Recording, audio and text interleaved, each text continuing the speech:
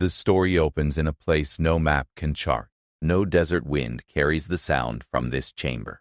No palace lamp burns bright enough to match this light. A council gathers. The text calls it a day when the sons of God present themselves before the Lord.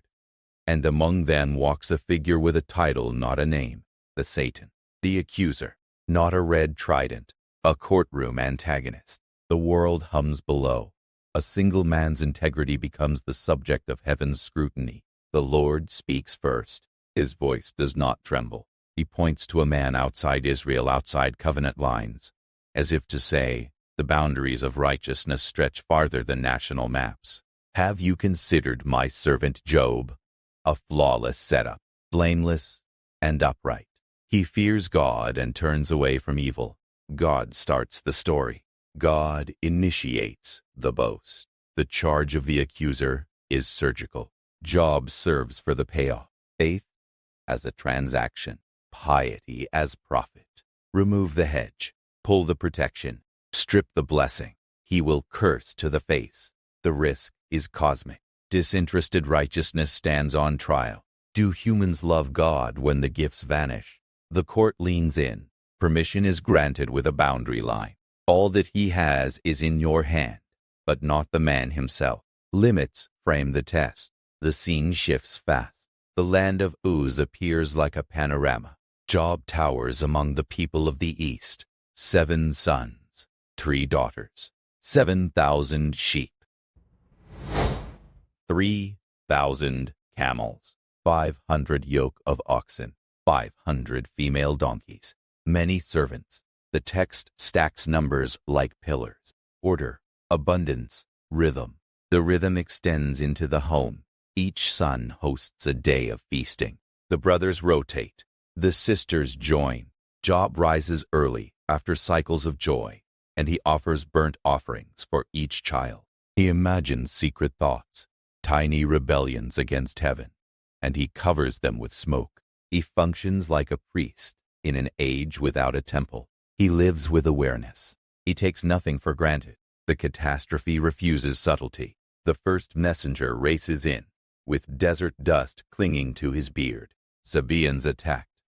Oxen and donkeys stolen. Servants slain with the edge of the sword. Only I alone escaped. The chain breaks. Another messenger enters before the first finishes. Fire of God fell from heaven. Sheep burned up. Servants burned up. Only I alone escaped. A third messenger arrives with breathless panic. Chaldeans in 3 bands raided the camels and struck down the servants. Only I alone escaped. The fourth messenger crushes the last line of defense. Your sons and daughters were eating and drinking wine in their oldest brother's house. A great wind came across the wilderness, struck the 4 corners of the house, and it fell upon the young people. They are dead. I alone escaped. The stream of words leaves a body behind. The body is a father, a leader, a righteous man standing in a storm that took everything but his heartbeat. Job does one thing. He rises. He tears his robe. He shaves his head. He falls to the ground and worships. Dust on his face. Praise on his lips. Naked I came from my mother's womb, and naked shall I return.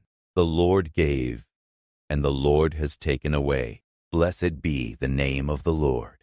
The verdict arrives in a single sentence. In all this, Job did not sin or charge God with wrong. But wait, the court reconvenes. A second day. The accuser returns. Same scene, same challenge, tightened focus. Skin for skin. Afflict the body, and integrity will break. Permission granted, with a new boundary. Spare his life. Boils blossom head to foot. Pain punches through skin, nerve, bone. He sits on ashes, the trash heap where broken pottery and broken bodies meet. He scrapes himself with a shard. Everything ugly climbs into view. His wife speaks one line, cutting like a shard itself. Curse God and die. The Hebrew verb twists with irony. Bless God and die. Her line carries the bitter sound of losses stacked like stones. Job answers without theatrics. He will not swap worship for despair. Shall we receive good from God and not receive evil? The narrator holds the line again. In all this, Job did not sin with his lips. The friends arrive like a slow procession. Eliphaz of Teman, wise man territory. Bildad the Shuhite, the keeper of tradition. Zophar the Naamathite, the blunt force of moral certainty. They come to show sympathy and comfort. Their first act works. They lift up their eyes and do not recognize him. They weep. They tear their cloaks. They sit with him on the ground 7 days and 7 nights. No one speaks a word. The silence loads the air with love and dread. The ash heap becomes an altar of waiting. 7 days echo completion. 7 days open space for lament to gather. Then Job speaks, and the world flips. He opens not with praise, but with a curse. He curses the day of his birth. Let it be darkness. Let it be barren of joy. Let the night that said, a man is conceived, be cut from the calendar. He does not curse God. He curses the calendar that introduced him into a world where storms crush houses and boil eruptions arc across skin.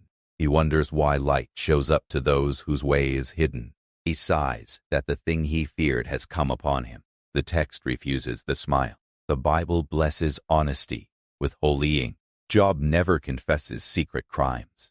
Job laments the narrative arc of a righteous man buried under undeserved rubble. Eliphaz speaks first, because wisdom's circles often hand the floor to the one with gray hair. He starts gentle. You have instructed many. Now it comes to you. He offers a night vision story, a whisper in the dark. Can mortal man be in the right before God? He builds a ladder from heaven's perfection down to human dust. Even angels get charged with error. How much more those who dwell in houses of clay? The conclusion leans toward inevitability. Suffering grows from sin like fruit from a tree. The call is simple. Appeal to God. These things pass. He even sings a blessing. Behold, blessed is the one whom God reproves. Job hears the old recitation of retribution. Good things follow good life. Bad things follow bad life. The formula prints clean until the ash blows across it. Job answers without flinching. He longs for his pain to be weighed. He imagines arrows of the Almighty in him. He hears the hot breath of God against his complaint. He wants death more than prolonged agony. He insists he has not denied the words of the Holy One. He looks around and sees friends as unreliable as wadi streams in summer. He asks for evidence of guilt and receives only proverbs. He will not accept the chalk outline of retribution theory in place of his own lived innocence. Bildad doubles down. He defends God's justice as immovable stone. If your children sinned, God delivered them into their transgression. Seek God. If you are pure and upright, God will rouse himself for you. He paints a portrait of the wicked whose memory rots and whose lamp flickers out. He relies on the wisdom of ancestors. He quotes tradition as if it carried a warranty. Job looks at the world and sees the wicked secure, their tents thriving, their cattle breeding. He states it cold. It is all the same. He ends one speech with a line that shakes the room. He knows that his Redeemer lives, and at the last he will stand upon the earth. The line bristles with layers. Redeemer can mean kinsman defender, legal advocate, the one who repossesses the enslaved. Job reaches for a figure behind the veil who will vindicate his name and seal his case. He refuses to let his life sink under rumor and assumption. Zophar tightens the screws. He says, Job's guilt deserves more than what he has received. He lectures with uncompromising clarity. If you remove iniquity and put away injustice, then you will lift up your face without blemish. The path is math. He makes repentance a transaction. The speeches cycle. 3 rounds. The comforters fade from gentle to severe. Their key continues in one signature. Suffering equals sin.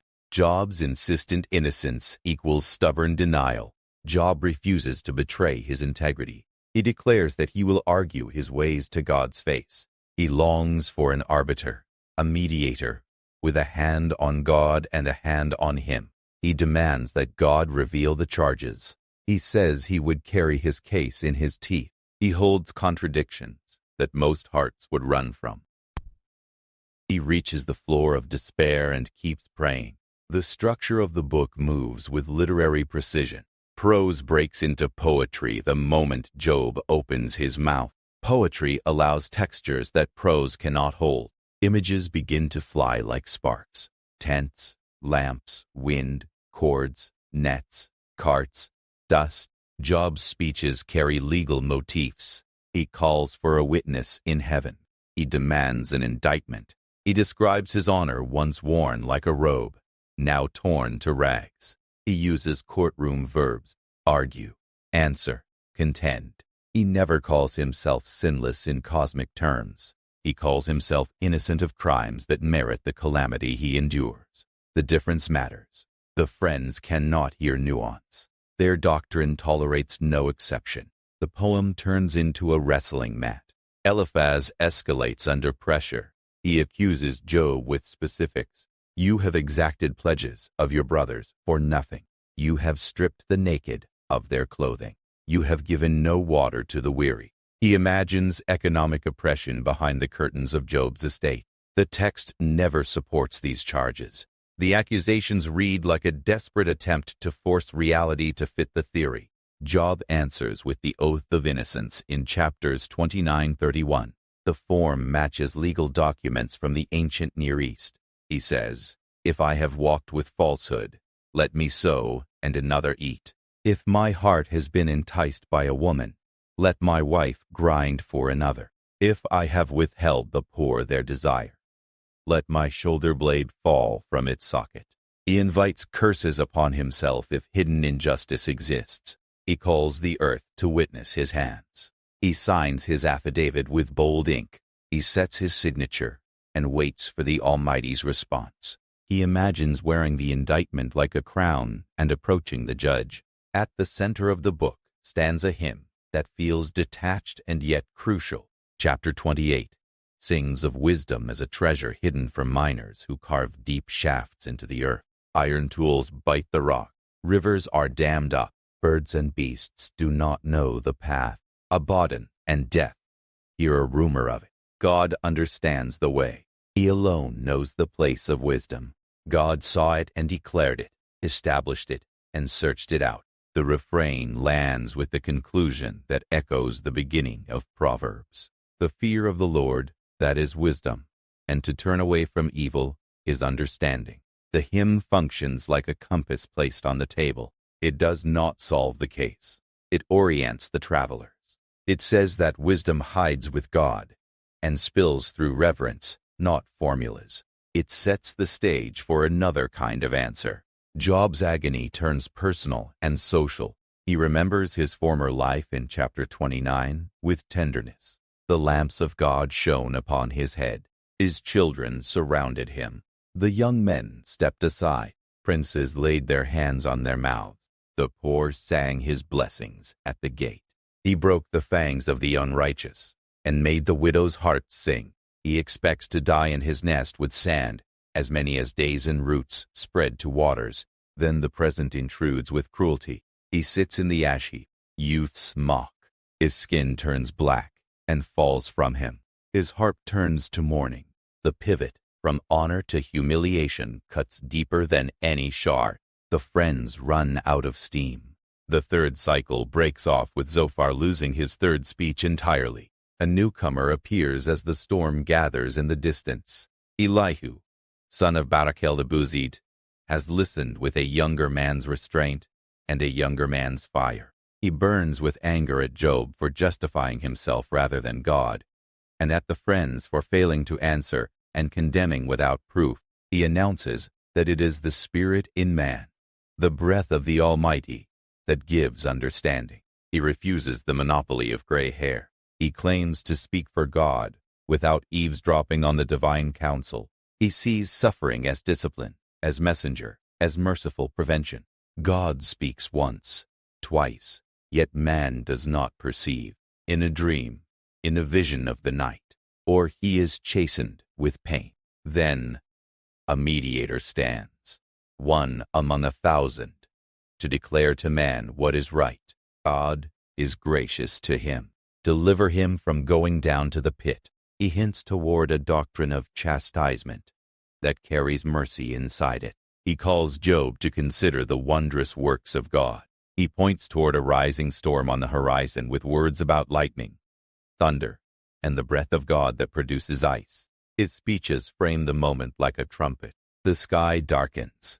The wind thickens. The sudden voice comes as a whirlwind. The Hebrew image is a storm, a tornado of presence. The Lord answers Job out of the whirlwind.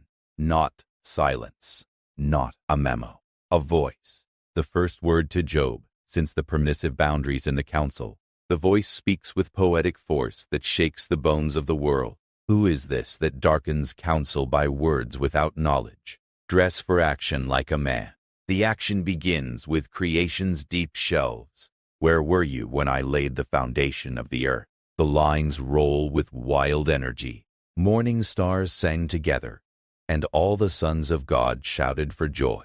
The sea burst from the womb and was clothed with clouds. Doors were set, limits established. Can you bind the chains of the Pleiades, or loose the cords of Orion? Do you know the ordinances of the heavens? Who provides for the raven its prey? The tone thunders but never crushes. The questions do not request information. They reveal scale. Job's case is local and raw. God's frame is cosmic and alive. The second divine speech descends into the wild menagerie. God points to creatures that no myth can tame. The mountain goats give birth on cliffs with invisible midwives. The wild donkey laughs at the city. The ostrich flaps joyous wings, yet abandons her eggs. The war horse snorts at the trumpet, pawing the valley. The hawk soars by wisdom that was not taught by human hands. Then Behemoth takes the stage, a kingly beast among the works of God. Its tail stiff like a cedar, in poetic hyperbole, bones like bars of bronze. It drinks up the Jordan without fear. It lies under lotus plants in covert shade. Then Leviathan erupts with scales and terror. Can you draw out Leviathan with a fishhook? Its back is rows of shields. Its sneezings flash forth light. Its eyes are like the eyelids of the dawn. Out of its mouth go flaming torches. Smoke comes from its nostrils. The language shifts into mythic register, while pointing to realities anchored in God's menacing creatures. Whether crocodile or cosmic chaos monster, the point stands firm. No sword masters this domain. Only its maker draws near and pays it no wages for the show. The implication melts the courtroom's rigid lines. If Job cannot manage the untamed edges of creation, how will he manage the moral architecture that threads justice through a fallen world? The Lord never explains the prologue's wager, the cosmic test. He never explains why he granted the accuser permission. He instead drags Job's gaze across a universe that sings, sprouts, thrashes, and glows. The answer takes the form of presence and scope. Job responds with a small mouth. He lays hand on lips. He retracts his case. He repents in dust and ashes. He does not repent of crimes he never committed. He repents of speaking beyond knowledge. He adjusts his posture. The story turns outward. The Lord addresses Eliphaz with rebuke that splashes across the trio. You have not spoken of me what is right, as my servant Job has. The statement presses on every neat conclusion. Job said plenty that makes comfortable readers nervous. God approves Job's truthfulness, his refusal to lubricate the suffering machine with pious slogans. God instructs the friends to bring 7 bulls and 7 rams, and have Job pray for them. Job becomes intercessor. The one they condemned becomes their priest. The smoke that once rose for his children now rises for friends who misunderstood him. The broken man stands in the breach. Restoration arrives not as payment demanded by a formula, but as gift given by a free God. The Lord turns Job's captivity when he prays for his friends. The verb echoes Exodus language. family and acquaintances return. They eat bread with him in his house, and console him for all the evil that the Lord had brought upon him. Each one gives him a piece of money and a ring of gold. The inventory doubles. 14,000 sheep, 6,000 camels, 1,000 yoke of oxen, 1,000 female donkeys. The numbers run like a river. 7 sons, 3 daughters. Their names glow like jewels. Jemima, the day-bright dove. Keziah, a fragrant spice. Karen Happuch, a horn of antimony. The cosmetic jar that darkens eyes with beauty. The text says little about the sons and lingers over the daughters. They receive an inheritance among their brothers. A legal anomaly in the ancient world signals a reversal of loss and a fresh dignity. Job lives after this 140 years. He sees his sons and his sons' sons. 4 generations. The last line rests like a warm stone. And Job died, old and full of days. No thunder, no storm, just fullness. Controversy threads under the surface. Many readers hold a tidy summary that Job teaches patience in suffering. The book tells a sharper story. Patience appears, but protest holds a central place. Job refuses the false confession that would win him back the respect of the community. He refuses to brand himself with sins he did not commit. He endures, but endurance wears the dress of argument, lament, and legal demand. James 5:11 in the New Testament calls it the steadfastness of Job, and points to the Lord's purpose and compassion. The long arc matters. The arc includes the right to cry out, to groan, to call God to court, while never letting go of the Creator's hand. Ezekiel 14:14 ranks Job alongside Noah and Daniel as icons of righteousness. A non-Israelite hero stands with an ark builder and a dream teller. The boundary lines widen. The author of Job remains hidden behind the curtain. The language carries Aramaic echoes and rare words. Many scholars place the composition anywhere between the monarchic period and the post-exilic era. The setting evokes the patriarchal world, with Job acting like a family priest and his wealth measured in livestock. The narrative includes place names that lean east and south. Uz appears in connection with Edom in Lamentations, though the geography floats in the poetic sky more than on an atlas. The Septuagint, the ancient Greek translation, presents a shorter Job, cutting some sections. Dead Sea Scrolls preserve fragments of Job in Hebrew that anchor the text's antiquity. The prose prologue and epilogue wrap a long poetic core that some critics once tried to peel apart. The unity of the story sings through the careful structures, with cycles of speeches and an interlude hymn and a dramatic divine reply. The prologue introduces the accuser in a form that destabilizes simplistic cosmology. The Satan speaks like a prosecutor inside God's court, not a rogue serpent in a rival kingdom. His role targets motive. He suspects that piety rests on a foundation of perks. He does not debate God's power. He challenges God's policy. He implies that God buys loyalty with blessings. The test that follows aims at the heart of worship. Job becomes the exhibit for love that loves God for God. The book's conclusion swings a hammer against the machine of pay for piety. Job serves without guarantees. He worships through the ash. He holds on to the God who allowed the ash. That tether stretches, but does not snap. The entire drama fractures the shallow equation that goodness necessarily equals gain here and now, and wickedness equals loss. The wisdom tradition that later Proverbs articulate requires nuance.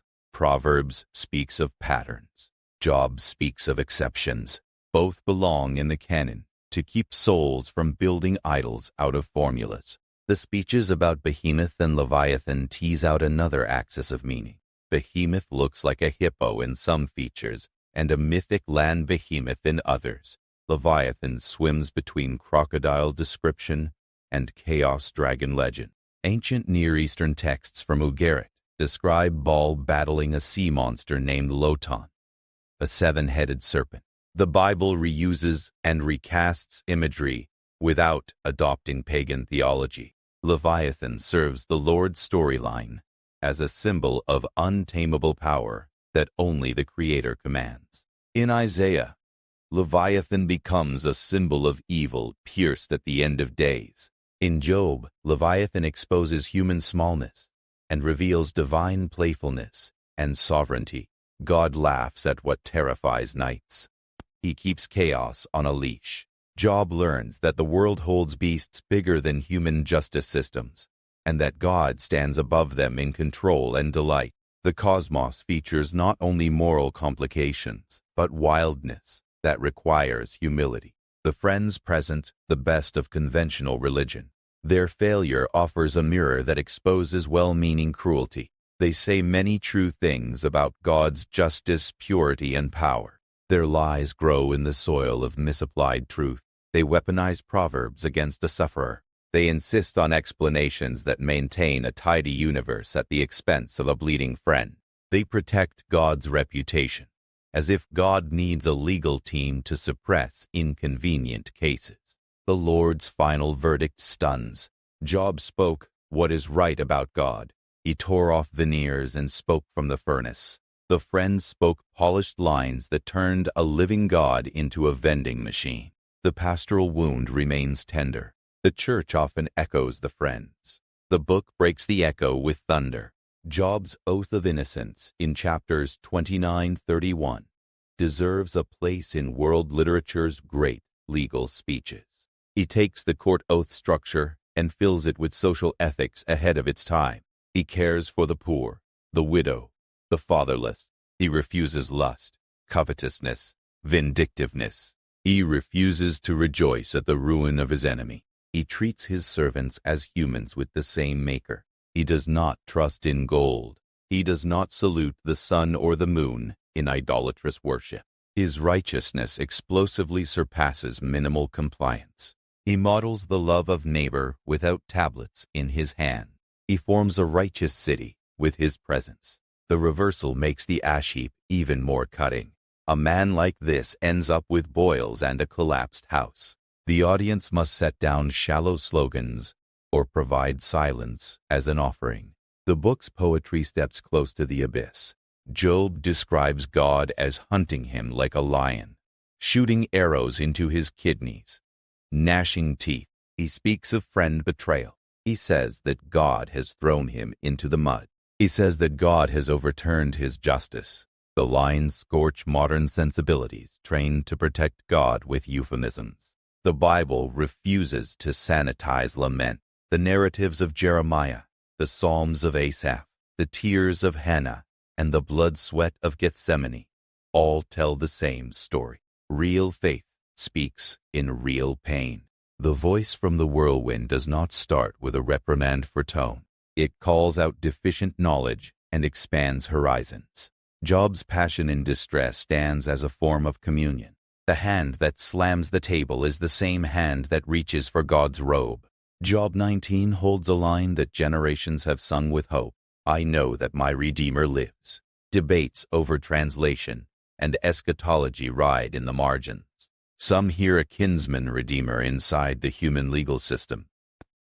Some hear a divine advocate who will stand on the dust at the last and vindicate Job's life, possibly even through resurrection. The text allows layers. Job wants his words written in iron, engraved in the rock forever. The book itself answers the prayer. His words stand engraved in the canon. The Redeemer line links the ash heap to a horizon beyond it. The New Testament introduces a Redeemer who stands on earth and out of a grave. The echo honors the original context while stretching toward fulfillment. The narrative's end includes social restoration that often gets eclipsed by the livestock count. Family and friends who previously kept distance step back in. They bring gifts and share bread. They acknowledge that the evil came from the Lord's allowance. The restoration is grace, not a formula's output. The story does not say that every job on earth receives double in this life. James points to the Lord's compassion and mercy, not to a guarantee of material payoff. The double underscores God's generosity and vindication in this specific story. The daughters receive inheritance across the brothers' lines. That detail signals dignity for all who bore the brunt of loss. The names, Jemima, Keziah, Karen-Happuch carry sweetness, fragrance, and beauty into the house that once held death. Job's lifespan of 140 years gives him time to see generational fruit. Silence returns as the last word. God never reveals the heavenly council meeting to Job. The lyrics of providence remain in the composer's head. The story steers readers into trust without voyeuristic access to divine blueprints. Faith grows roots in dark soil. The answers offered in the book are not diagrams, but a theophany. The God of storm and stars stands near. He does not explain everything. He does not owe the court detail. He opens the curtain on creation and closes the case with presence. The Book of Job resists domestication. Folklore and pop memes soften Job into a saint who never flinched or questioned.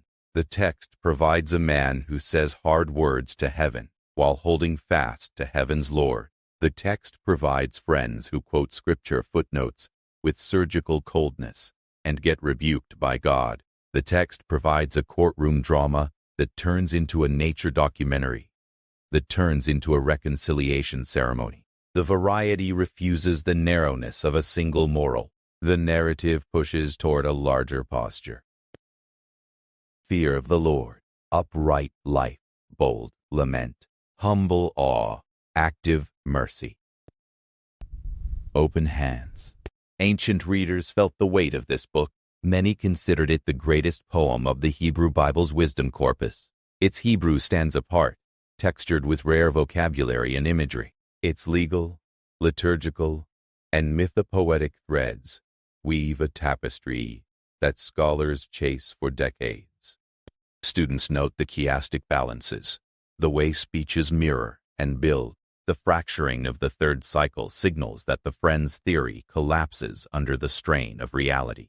The arrival of Elihu prepares the mind to hear thunder as a teacher, not just a terror.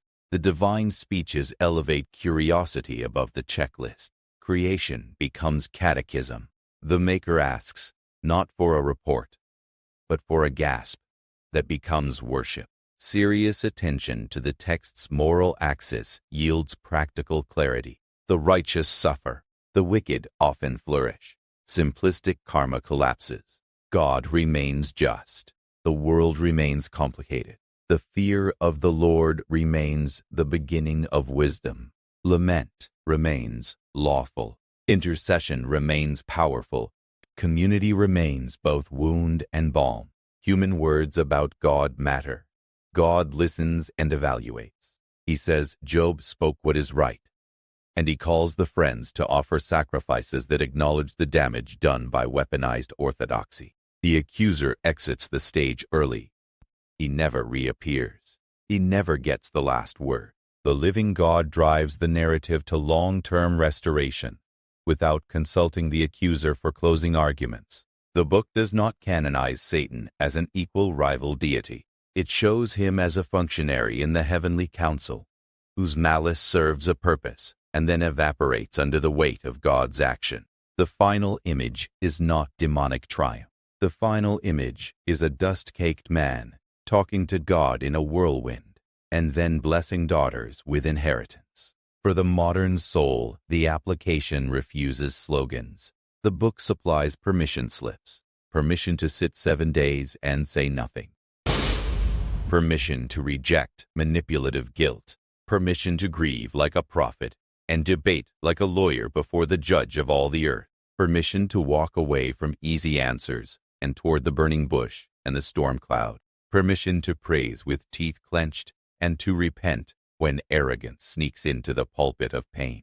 Permission to trust a God who loves to ask unanswerable questions because he wants to draw eyes to horizons instead of mirrors. The imagery of Leviathan returns like a refrain.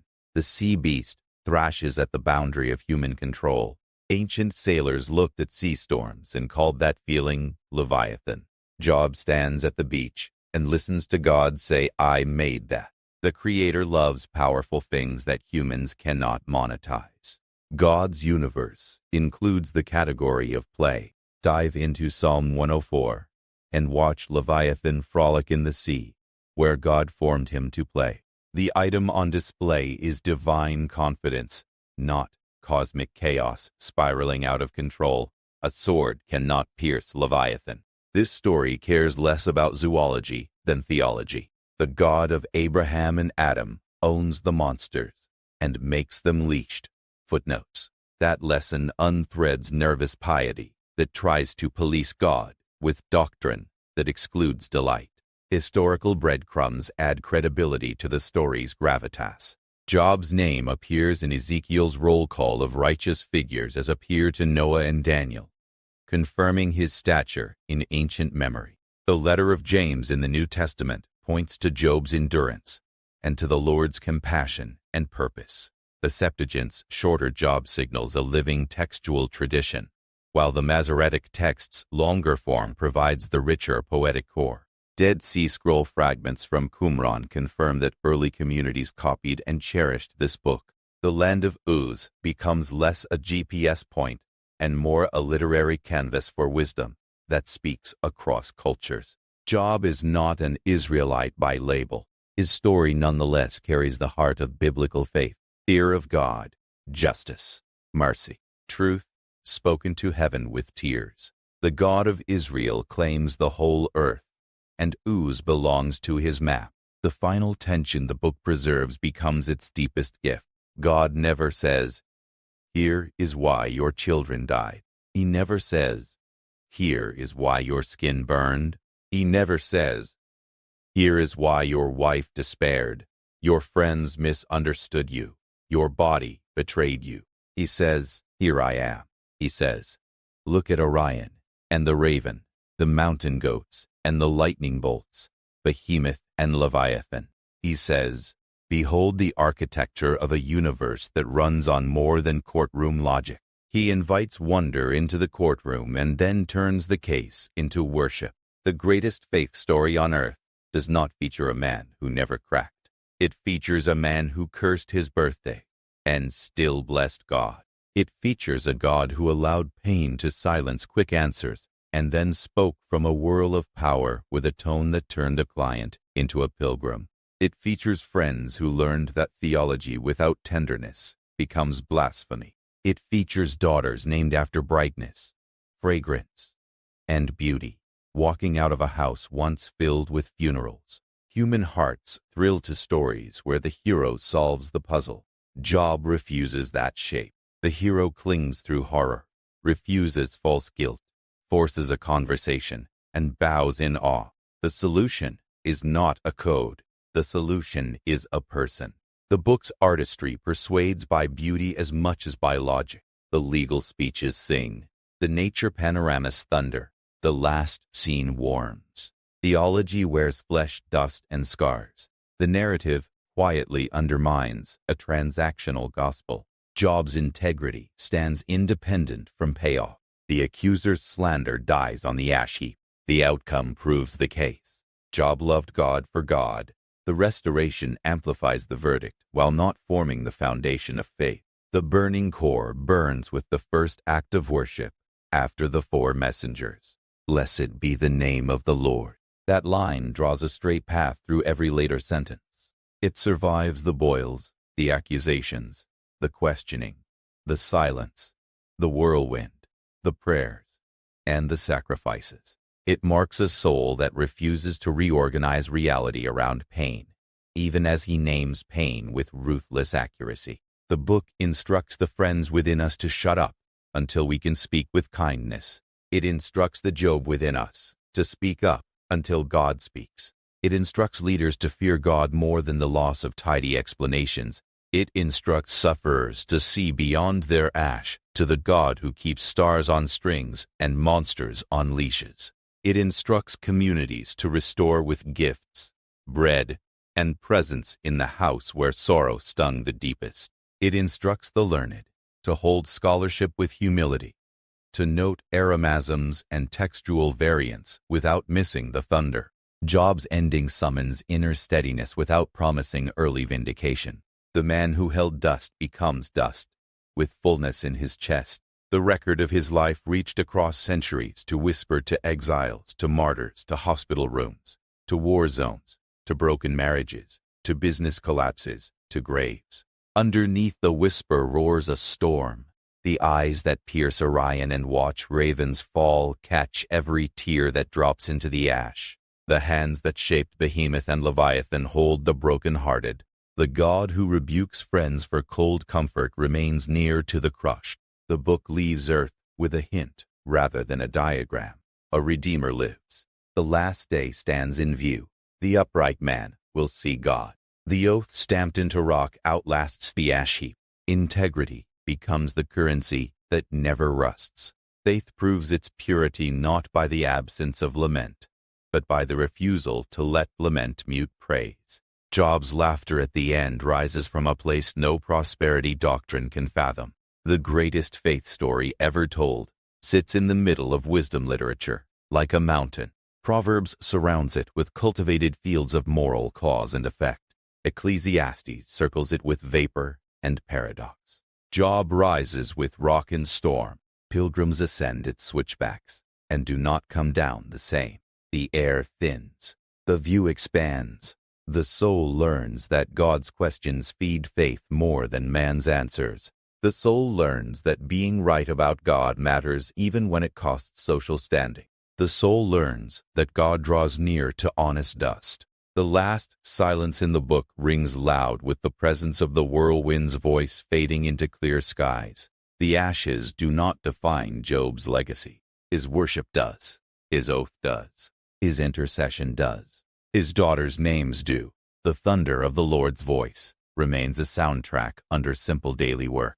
Job returns to managing flocks, hosting meals, passing blessings, telling stories to children who watch his eyes when he mentions storm and stars. The strength in his hands returns. The fear of God remains a warm fire at the center, not a cold rule at the edge. Job's God took him seriously. He became more than a case. He became a friend of God in the school of suffering, and the book closes without apology. No epilogue featuring the accuser licking wounds. No universe rewritten to fit the formulas of the friends. No footnote that trivializes the lives lost. Just fullness of days, the weight of glory pressed into ordinary life, and the knowledge that somewhere beyond Uz a Redeemer stands living, and that one day dust will see him with eyes that no longer weep.